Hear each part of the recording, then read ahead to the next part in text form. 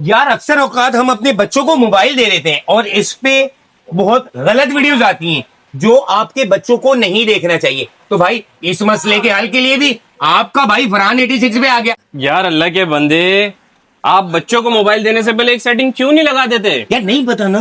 तो पता करो ना। बताओ यार। देखो, इसके लिए आप सबसे पहले आप जाओ अपनी मोबाइल की सेटिंग के अंदर। मोबाइल की सेटिंग में जाके सर्च आइकन में आपने टाइप करना है यहाँ पे DNS। ठीक है। DNS पे, प्राइवेट DNS के ऊपर आपने क्लिक किया।